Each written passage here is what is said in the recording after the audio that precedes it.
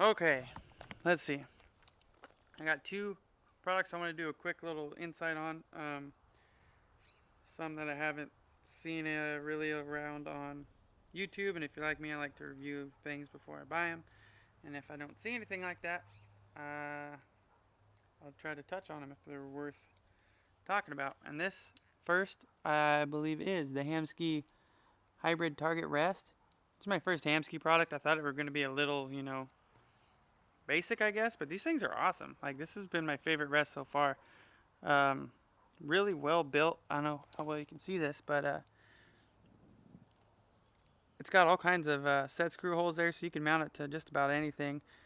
Nice blue anodizing, if hopefully that works for you. Stainless bolts. It just looks well thought out. This thing's pretty hefty, but nothing like the original ones. The spring this time around is mounted right here. This thing is on a little hexagon shaft. You can put that wherever you need, orientate it however you want. Behind there is a little wheel, and there's two screws. You back those off, and there's different positions you can screw this to, and that adjusts your spring tension on your launcher here. So I'm running the stiff launcher, 30 thousandths or whatever it is, 30 something. So I ran it on the lightest spring setting. That's something you gotta think about if you're ever making the switch from the 10 thousandths blade to something like this. Is remember to run the opposite end of the spring tension there. I didn't remember to do that, and I was having some weird aeroflight at first. Anyway, now it's on the lightest setting. If you're running the spring style launcher, the lizard tongue or whatever style it is, you run it on a little tighter setting. Sealed bearings. Just when you get a hold and want to check it out, you'll realize these are pretty stout, well thought out. Nice, really nice rests. What I thought was really cool, I saw a guy in Archery talk to, so I bought the parts from him. They were for sale. He had a brass.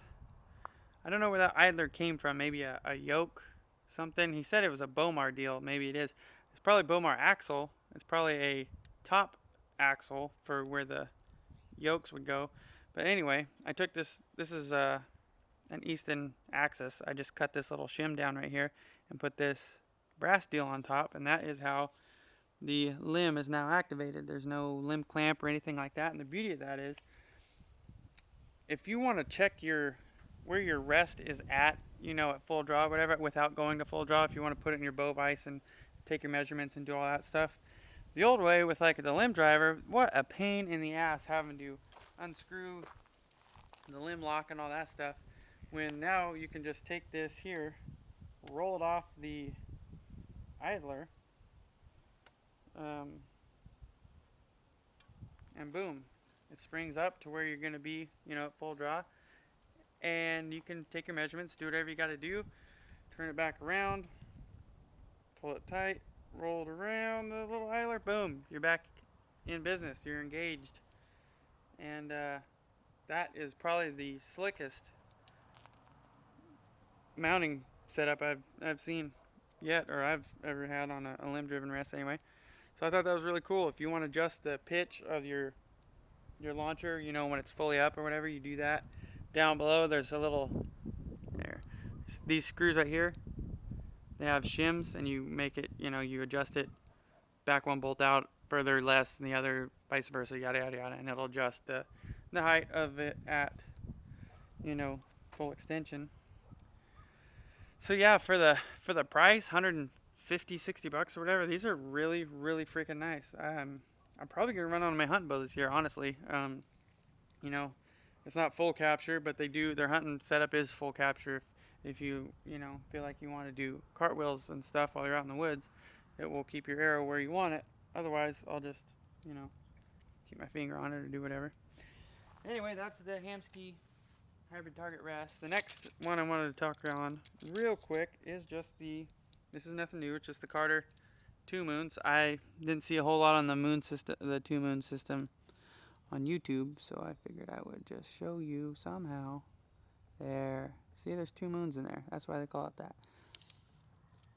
If you're a guy who likes a click, and I happen to be one of them at the moment, you can, where's those? There they are. There's just a little offset. I don't know if you can see it, but there's a little offset. That's where you get your click from. It's got a little magnetic jaw. It doesn't always reset, but it does a pretty good job. There's 4 screws, 2 there, 2 on the other side, and you just rotate these 2 jaws to fit your click if you want one at all. It's not super audible like some other releases.